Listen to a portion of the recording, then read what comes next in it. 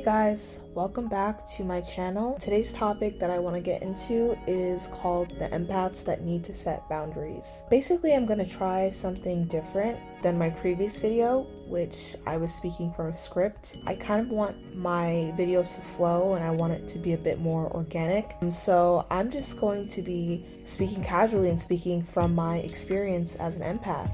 Over time, I've changed. I used to be an empath that was a pushover, a people pleaser, and basically I was going above and beyond to make sure that the people around me were okay, but I wasn't okay.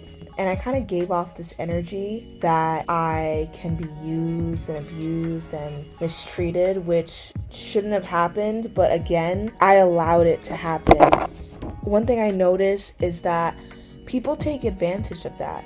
You know, people who aren't empathic, people who aren't naturally caring towards others, they will definitely take advantage of empaths. And this is why empaths tend to attract narcissists, especially because if you're an unhealed empath, you're basically sending this energy and this vibration to everyone else that you're for the taking, basically. And as I was being mistreated, what I would do in response is basically nothing. I wouldn't fight back. I wouldn't say anything. I would barely defend myself. And ironically, I actually worked even harder. And on top of that, I tried to make myself smaller and tried to disappear. And that really bit me in the butt and it crushed me. I felt humiliated. I felt extremely hurt. There are things that I think about in the past where I'm like, I can't even believe that I allowed that to happen. I can't believe that I allowed someone to treat me this way. And that's just something that empaths do as well. Like, we blame ourselves for the way that things went down, even if it wasn't our fault, even if we weren't doing anything wrong. And it wasn't until I started my spiritual awakening that I realized that I wasn't happy. Growing up, I kind of have this mentality of, well, not mentality, it's not like I created it out of thin air.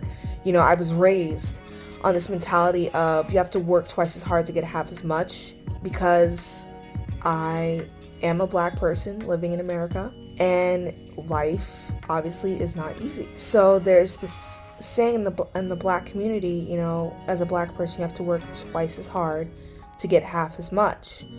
So I was raised not to depend on anyone, keep pushing through despite what you're going through, don't take breaks, constantly prove yourself. And eventually I ran myself into the ground. I had mental breakdowns. I was not mentally healthy. I was not physically healthy either, because you have to realize that your mental health kind of runs your physical health. So, you know, the things that you should be taking care of first should be your mental health.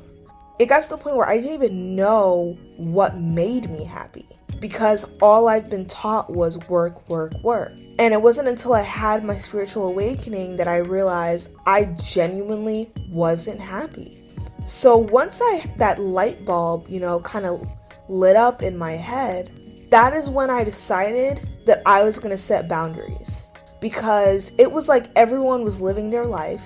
And not only was everyone living their life, I was helping people live their lives. I was like an errand girl to everybody else, because I had this underlying belief that I had to not only work hard in work in general, but also work hard in my friendships, work hard in relationships, work hard in every aspect of my life. There was this underlying belief within me that things don't come to you easy. You have to face all these obstacles just to get from point A to point B. I noticed that once I decided to set my boundaries, I didn't allow anyone to tell me what to do. And I also learned to prioritize myself instead of prioritizing other people. I also tapped into my intuition. And tapping into my intuition meant that I was using tarot cards, oracle cards. I was meditating. I was basically trying to figure out what I could do to make myself happy. Tarot and the oracle cards definitely helped me with that, as well as meditation. And now that I'm tapping into my intuition and also using meditation to help not only calm me down, but it's helped me to become less hypervigilant. It allows me to kind of just live my life with a bit more ease. And also another thing that helped me once I decided to set boundaries was I was saying no to most things that didn't sit right with me.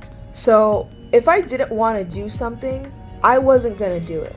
Because what used to happen was I used to have to justify why I didn't want to do something I didn't want to do.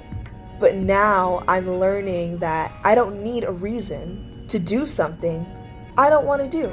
I just simply can say, no, I don't want to do this. And that should be a sufficient enough reason to not do something. And obviously, once you set that boundary, especially that particular boundary, a lot of people get upset.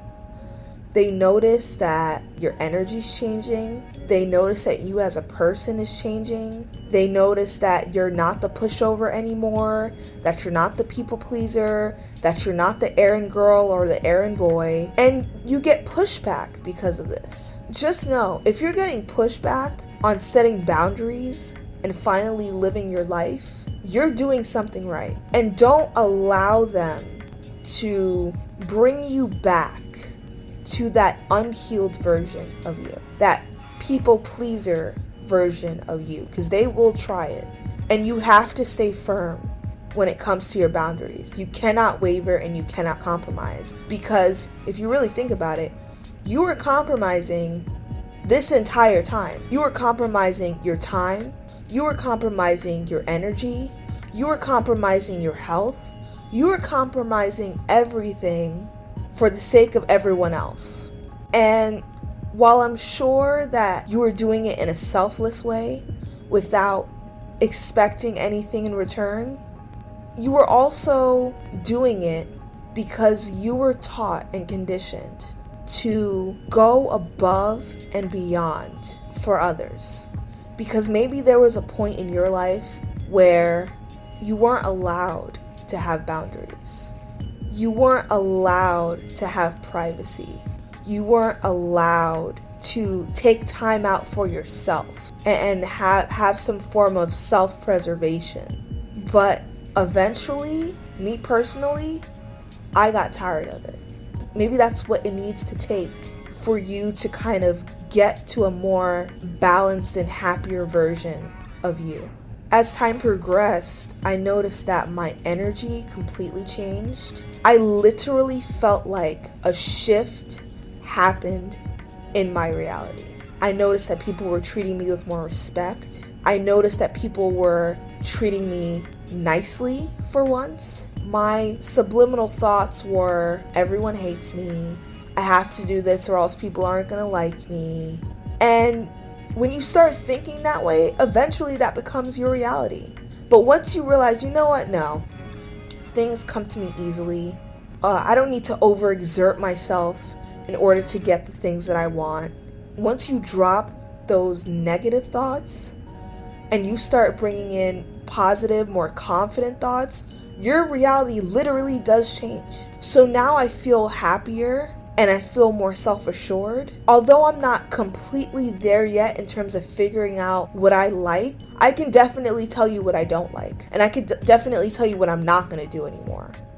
And I could definitely tell you what I'm no longer tolerating in my life. And I know it's a process, and it may be a hard process for some of you, especially when this has been you on autopilot for most of your life. But I promise you, once you start setting those boundaries, you won't tolerate the BS anymore. And I hope this video was helpful for you. Subscribe and leave a comment and give your feedback, and I hope to hear from you soon.